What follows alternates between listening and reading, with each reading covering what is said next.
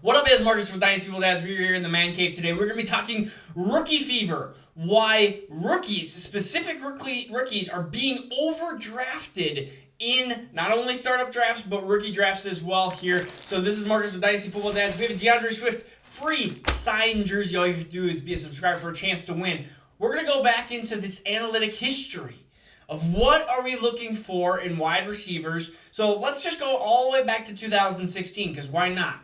There has been three wide receiver ones on the rookie year. We know two of them. It's Jamar Chase and Justin Jefferson. The third one actually is Michael Thomas.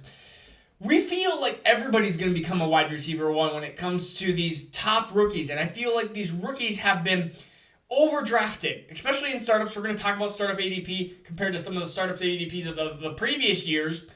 We also have this notion that Garrett Wilson, Treylon Burks, and Drake London are going to be wide receiver ones or wide receiver twos at worst in this rookie season. Potentially even in their sophomore year, they're gonna bust out. They're going to be so much better.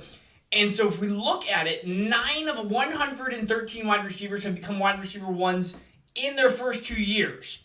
So we have now gone from 3 to 9. Those players go from Stephon Diggs, Juju Smith-Schuster, Chris Godwin, Kenny Golladay, Deontay Johnson, and DK Metcalf being a wide receiver one within their first 2 years. So 113. So if you have a really an 8% chance of hitting in a wide receiver one. But some of these wide receivers like Stephon Diggs, even Deontay Johnson, were players that were drafted later in their drafts. Metcalf even fell in their drafts as well. So what I am seeing, and we're going to go to the current ADP, because May, yes, we still have a couple months, but May, we have current average draft positions of players, wide receivers, like Jamar Chase, CeeDee Lamb, Jerry Jeudy, N'Keal Harry, Devontae Smith, Jalen Reagor. Where were they being drafted relative to these 2022 rookie wide receivers? So you get to see this beautiful chart here on rookie wide receivers ADPs. Of course, Jamar Chase, 33.6, which was a huge buy there. But look at Drake London, 45. Treylon Burks, 52. Garrett Wilson, 54. Jameson Williams, 69. Chris Olave, 70.1. This is honestly, we see this in fantasy football all the time.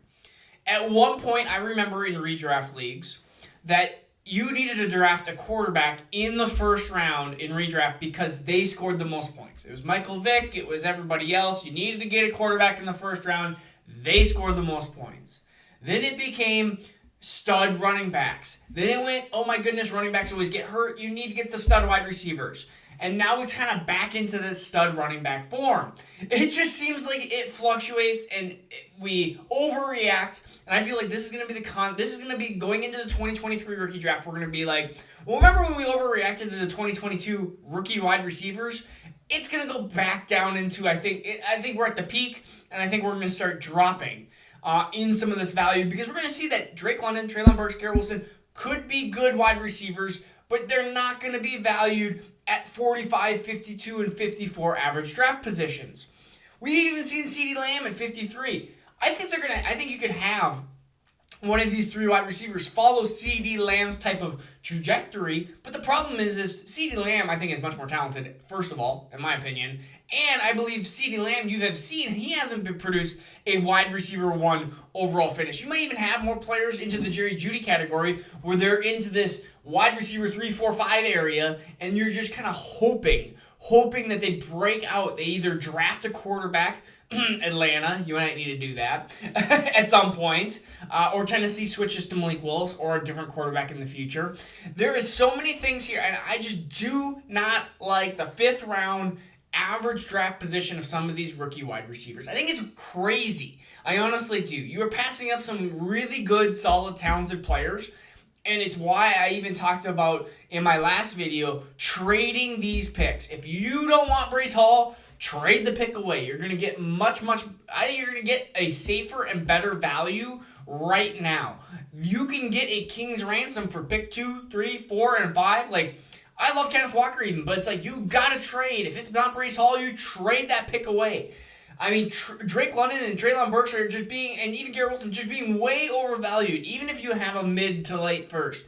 Jameson Williams, Chris Olave, those players are good. I like them, but like Trade. Get a actually solid player that you think is going to be solid foundation there. The average draft positions have been like bonkers. You can't tell me that the 2022 class of wide receivers is better than the 2021 or 2020 class. I don't think that. I cannot, even if they're the same. You look at some of these wide receiver average draft positions. Devontae Smith was 70. Jalen Waddle was 76.2 here in May of last year. And you can't tell me 30 spots difference between Drake London, who I think is a much worse, in my opinion. I think Devontae Smith's a better prospect, easily. Even Treylon Burks. I think Devontae Smith, Jalen Waddle, better prospects coming into the NFL.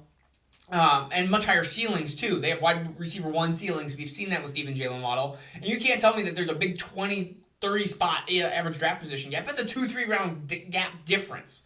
And so that is why, and I'm looking at wide receiver analytics and statistics, and I just see all these small numbers when it comes to rookie wide receivers actually producing in the first year, the first 2 years, the first 3 years, the first 4 years.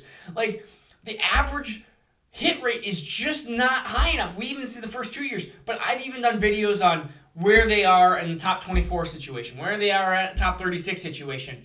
And it's pretty bleak. It's pretty bad. Like, you'd think a wide receiver top 36 is pretty easy to do, but it's not when it comes to wide receivers that are super young still getting into the NFL level. So that is my kind of rant. I believe that these rookie wide receivers are going to be overdrafted, 75% of them. At 3 out of 4, if you're simple in math, probably 6 out of 8 of them are going to end up being much lower in their average draft position next year. And you're going to have 1 or 2 of them, and it's anybody's guess. I would put my money probably on Treylon Burks and Garrett Wilson at this point. Maybe even Jameson Williams because he doesn't play as much, and maybe he'll end up being part of that group. It's like the greatness of the unknown.